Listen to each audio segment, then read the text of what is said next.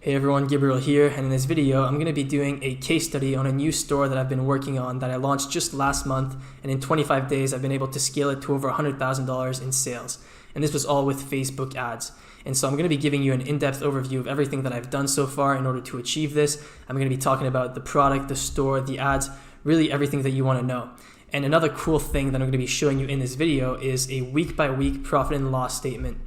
So I'm going to be showing you how much I made or lost in the first week, in the second week, in the third week, and so on, and how much I made overall out of this $110,000 in sales. So I think that's going to be a really interesting part of the video as well, because one of the most common questions I get is how much capital do you need in order to start something like this?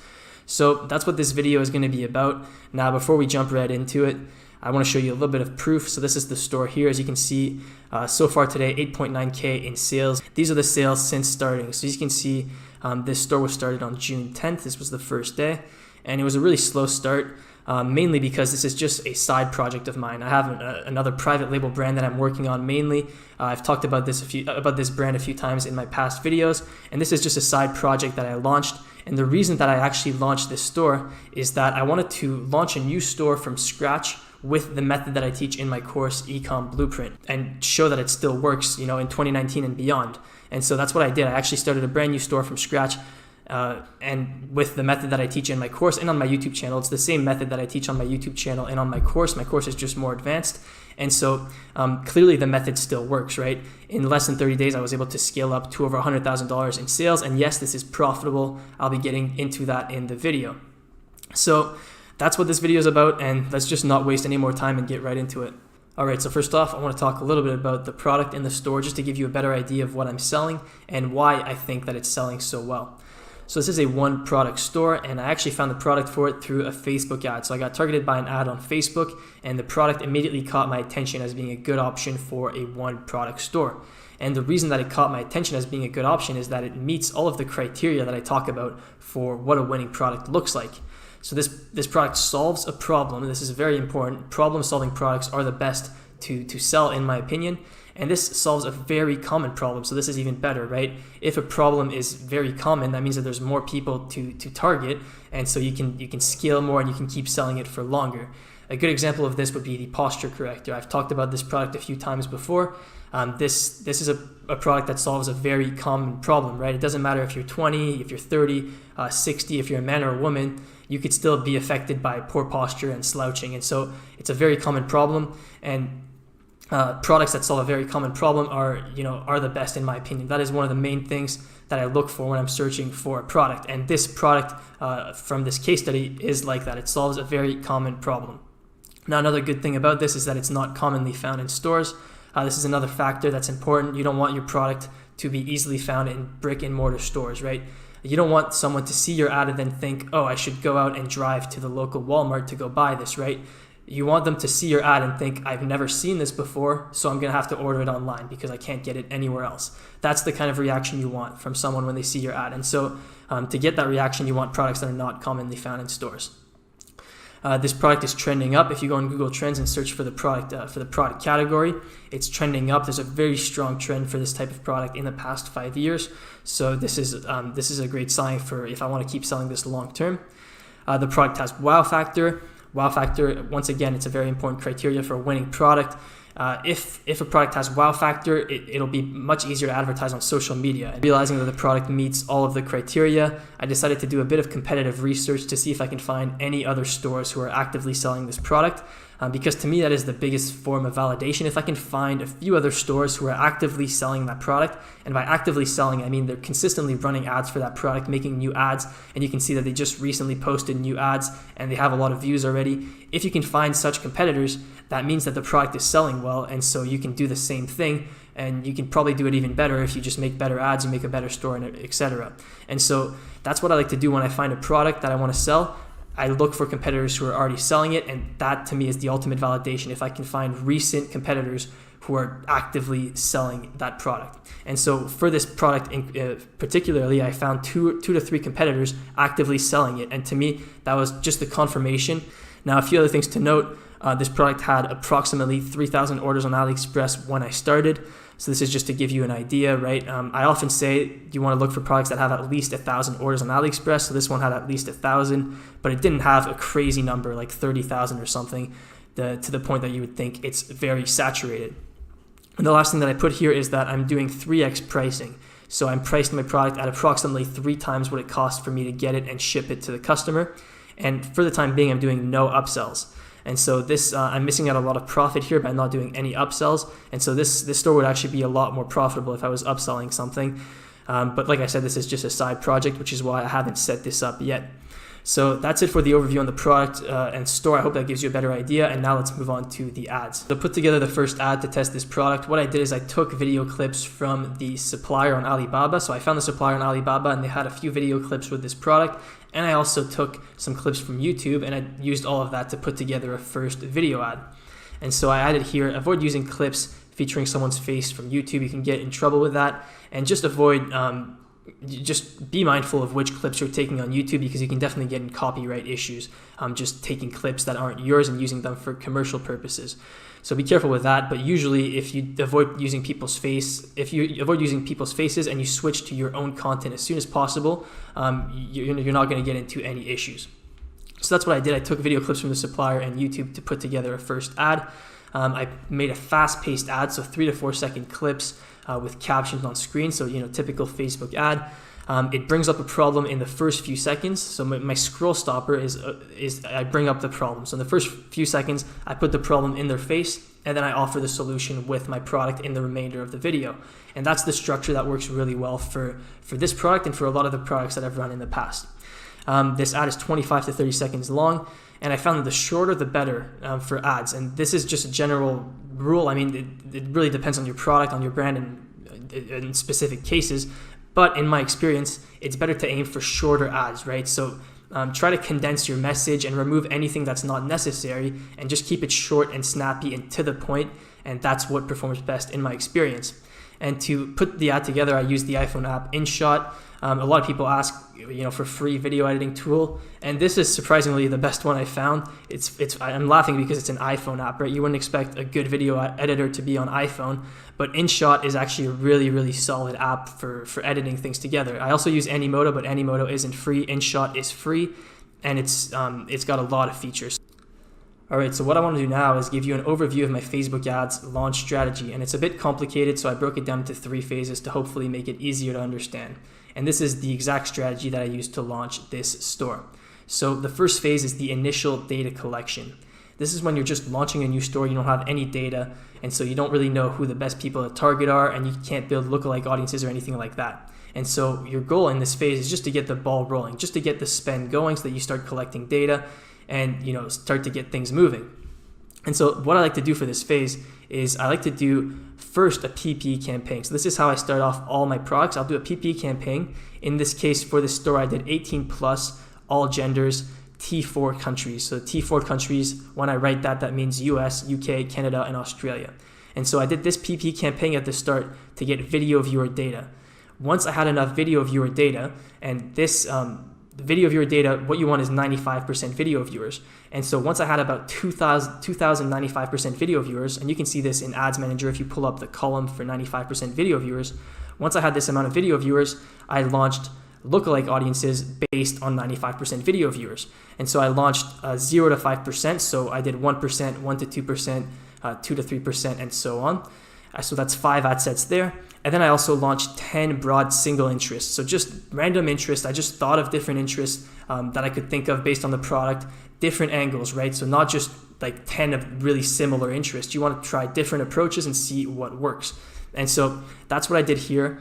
And that's what I mean by the initial data collection is you just want to launch ad sets. You just want to get the ball rolling and get some spend going so that you start collecting data. And so that's what I did here.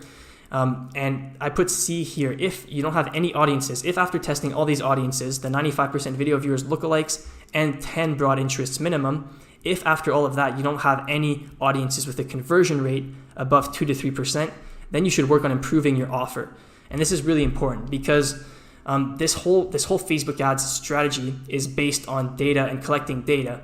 But if you have a really, really low conversion rate, it's going to take forever to collect data, and you're going to have to spend a lot of money, and it's just not going to work well, right? So the first thing is that if you're not if your visitors are not converting into add to carts, initiate checkouts, or purchases, then you need to work on improving your offer and your store before moving forward. So that's really, really important.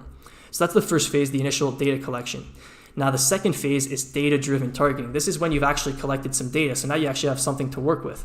And so what you want to do is you want to focus in on the best interests and demographics that you've identified, right? So you've been testing these interests, which ones were the best. Based on that, you should test new interests similar to the best ones. You should narrow down, if there's like a specific demographic that performs best, you should narrow down to that demographic. And also at this point, you should have more data for lookalikes, right? In the first phase, we launched 95% video viewers lookalikes. But in the second phase, you've already been collecting data for a little bit. So at this point, you should have enough data for different lookalike audiences. For example, website visitors, top visitors by time spent, add to cart, initiate checkout, purchase, value-based lookalikes. These are also really, really powerful. Once you have at least 500 purchases, I'd recommend for value-based lookalikes. But these are all different lookalikes that you can test once you have data. And so this is why I call it data-driven targeting, is because you have better lookalikes and you also have the data based on what you've tested before, right? So you can break down the ad sets that you've been running and see if there's a specific age group that performs better, then narrow down to that, right? So this phase is just focusing in on the best performing audiences and launching more lookalikes, basically using the data that you've collected so far to narrow down your targeting. And then you want to identify the top audiences. That's important as well. You should know what your top audiences are. And this is important for the next phase, which is ad creative optimization. So phase 1 is collecting data. Phase 2 is using that data to find the best audiences. And phase 3 is the creative optimization. So what you want to do in this phase is use the top audiences from phase 2 and test new creatives, right? Because it's very unlikely that the first few creatives you test are going to be the absolute best creatives that you can make, right? And by creative, what I mean is a video ad or an image ad. A creative is just an ad. It's just a term for an ad. Everything like the headline, everything that encapsulates an ad, you call that a creative. And so you want to test different creatives with your top audiences in order to lower your costs and get more actions taken on your website. And so this is how you go from not being profitable to being extremely profitable. If you remember at the start of the video when I showed you the sales graph, it was very, very slow at the start, and then it just took off, and it took off in phase 3 once I identified new winning creatives. So that's essentially the launch strategy. And I wrote here that buying data at the start is crucial because data leads to strong lookalike audience targeting and effective purchase optimization. So the more data you get, the more purchase data you get, not just purchase data, but purchase data especially, the more data you get, the better your results tend to become. And the reason is that you get better lookalike audiences, right? Which is half of the equation. The audience, you get better audiences to target because you have better source data. And then you also get better purchase optimization because you have more data to work with. And so Facebook's algorithm can be more effective at picking out the right people to show your ad to. And so as you collect more data, things just get easier and easier. And then the most important thing becomes testing ad creatives. Hence phase 3 being ad creative optimization. So that's the launch strategy, and now I'm going to hop into Ads Manager to show you that. All right, so I'm inside of the ad account for that store, and let me just refresh that for you. And as you can see, so far today, I've spent $5,000 and generated back $11.5 thousand, and these are Canadian dollar numbers, so the US dollar numbers would be smaller. And the return on ad spend is 2.3, so very good results, very profitable. The break-even return on ad spend is right around 1.6, and so with this kind of return, I'm around 25% profit probably. And so that's not the point, though. I want to show you phase by phase. And so the first week is a good approximation for the first phase. And this is when I was just the initial data collection phase. And so this was from June 10th to the 16th. And as you can see, I was actually just, most of my budget was going towards this audience tests campaign. And I was just testing audiences and collecting data. And as you can see, I spent $1,800 to generate back $2,000 for a return on ad spend of 1.1. So in this first week, I was definitely losing money. Now, if I go to the next week, this is the data-driven targeting phase, right? So this is after this first week, I started to have some data, right? In that first week, I collected 1,800 content views, 120 add to carts. So, I started to get a little bit of data. I didn't have enough data for really good lookalike audiences yet, like add to carts. That's barely enough data. Purchases. So I didn't have enough data for the good lookalike audiences, but I could already start doing website visitors, lookalike audiences, top visitors by time spent, lookalike audiences. And so that's what we're going to see in the next phase, is that my return on ad spend is going to go up because I started to use the data I had to target. And so you can see, there you go. In the second phase, in the second week, I should say, in the second week, my return on ad spend went up significantly, and so did my ad spend. Now, if I go to week 3, this is the creative optimization phase. So this is when I already have good audiences and I'm just testing new creatives with it. And you'll see that this is when it really starts taking off. So 24th to 30th, third week since launching the store, and boom, 28,000 spent, 63,000 return on ad spend, 2.24 return. So in that third week, I spent a lot more. It was very profitable, and that's because I was optimizing the creatives and I was finding new ads and optimizing everything. And then just to show you since then, so this week, that would be, there we go. Since then, the return on ad spend has dropped a little bit, but I'm scaling even more, right? So this week is going to be even more profitable than last week. And so that's essentially, that gives you a good idea of what it looks like when you're launching a product using this strategy. It's really all about collecting data, then taking advantage of it, and then testing a lot of ads. And so I hope that gives you a good understanding. All right, so now that you've seen what it looks like inside of Ads Manager for each one of those phases, I actually want to show you the profit and loss for each one of them.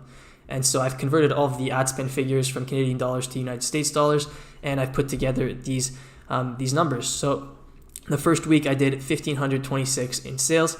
So ad spend $1,400, cost of goods $518, fees $41. So in the first week, I actually lost money. So in the first week, I was negative $433. And so, when people ask how much money do you need to start dropshipping, I had to spend $1,400, but I only lost $400, right? I didn't actually spend $1,400 to get it off the ground because I got some of that back. And so a lot of it is actually a cash flow problem rather than an investing problem, because I only lost $433 in the first week. And then in the second week, I recouped that loss, right? In the second week, you can see that I made $440 profit. And so overall, since starting in the second week, I was up. So week 2, that's when it started to get profitable, but barely profitable. And then week 3, that's when I started scaling because it was the creative optimization phase, and I found a new ad that was performing really well, and I was able to scale that ad. And so you can see that week 3, the profit and loss was just short of 10,000. So just short of, this is about 20%, 10,000 out of 50,000. And so the profit and loss since starting on week 3 was up to 10,000. And then week 4 so far, this is incomplete. Sales 56,000, ad spend 24,000, cost of goods sold 20,000, fees 1,500. So the profit and loss for the week so far is almost at 12,000 US dollars, and since starting, the profit and loss is at 21.5 thousand. So overall, in these 25 days since I've launched the store, the profit and loss has been 21,000 US dollars. All right, so now I want to go a little bit more in depth on the creative optimization phase because this is really important. So one thing to note is that you only want to change one variable at a time when you're split testing creatives. So there's multiple variables that you can change when you're testing creatives, right? You can test different scroll stoppers, different videos, different thumbnails, different ad copies, headlines, newsfeed link descriptions, call to actions, really a ton of different things that you can test. But you only want to change one variable at a time, because if you change multiple things, you won't know what changed caused the increase or decrease in performance. So for instance, if you're testing 2 videos, you only want to change, you want to duplicate the first ad and then change only the video, leave the same ad copy, same headline, everything else. And so that's really important. Now, another thing is that if you want to test a lot of creatives without spending too much budget, right? A good way to do this is with PPE. Because if you test creatives optimizing for purchases, it gets really expensive really quickly. Instead, if you do it with PPE, you can test with like $10 each per creative is usually enough in PPE. And then you can see which creative drives the most clicks to your website and add to carts, if any. And so you won't get the lower funnel data with PPE. You won't get as many add to carts or purchases, but you're going to get a lot more clicks for less money. And you can use the clicks to make a prediction on how it will do once you switch it to purchase optimization campaign. And so this is what I like to do. I do PPE campaign to test ads, and I do 1 ad per ad set, and I compare the relative performance. And so total so far, I've tested 3 different videos, 5 ad copies, 3 leading clips. And by leading clip, I mean a scroll stopper, the first few seconds of video to catch your attention, and then 5 thumbnails. and I'm still testing new things. I actually recently ordered an ad from a media company to get my own content made, and so I'm still waiting for that to get delivered. But I'm going to keep, the creative optimization phase goes on forever, and this is how you stay consistent, and this is how you continually scale and grow the business.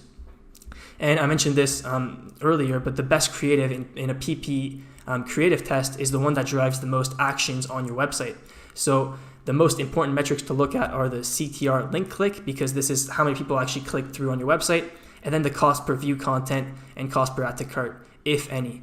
A lot of the time you're not going to get add to carts in PPE, but if you do, that's a good sign, and that's an important metric to keep track of, because you could have an ad that drives a lot of traffic, but no one actually adds to cart, and you could have an ad that drives not so much traffic, but the people that do go on your website always add to cart. And so you need to look at all the metrics. And if you get any purchases in PPE, this is really rare, but if you do get a purchase in PPE, that's usually a really strong sign that it's a winning ad and that it's going to do really well once you switch it to purchase optimization. All right, so just a few quick notes on scaling. I'm not going to go in depth on scaling because this is a video about launching, but scaling is really easy. Honestly, once you figure out the right targeting and the right ad, it's just a matter of increasing your ad spend. And so I scaled using super lookalike audience CBO campaigns and demographic with no detailed targeting. And so I talk about both these CBO scaling strategies in my video, New Facebook Ads CBO Strategy, and I also talk about this in my course, Ecom Blueprint. And so these are the exact strategies that I use to scale. And I've been increasing the budget 50% every day at ad account midnight time until the ROAS starts to significantly drop. And so this is how I've been scaling. I've actually hit the ad account daily spend limit currently. There's a $5,000 spend limit by default on an ad account, and I'm maxing it out right now, and so that's why I'm not scaling further. So I'm in the process of getting that raised, and then I'm going to try to keep scaling. And another thing to note here is that value optimization works really well. This is something that Facebook recently introduced. Once you have, I think it's 100 purchases on your pixel, but I could be wrong, this becomes an option. When you're optimizing for conversions, you can select to optimize for value. And this is similar to optimizing for conversions, but it actually just gets you higher value customers, which leads to a higher average order value, hence a higher return on ad spend. And so I've been getting better results with value optimization than just conversion optimization, and I would recommend switching to this once you have enough data. All right, now I just want to quickly touch on automation, how I've automated all the tasks for this store, because obviously once you scale to a level like this, you start getting a bunch of customer requests and you need to fulfill all the orders on time and everything. And so I just want to quickly touch on how I'm doing that.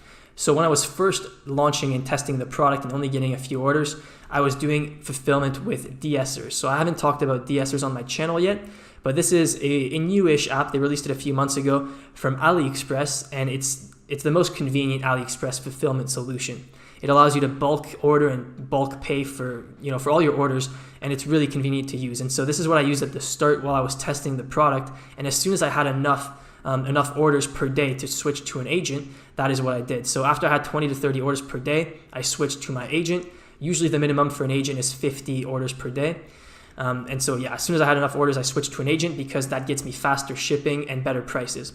So the agent sourced the product, he verified the quality, and we ordered stock based on the current order volume. And then we streamlined the fulfillment, right? Because now he has stock, he's shipping it out every day, and we have fast lanes to the main countries. And so, we're gonna have happy customers, fast shipping, and there shouldn't be any problem with our ad account getting disabled. And the last thing is customer service. This is an important thing that you need to automate. And to automate this, I used virtual assistants and Zendesk.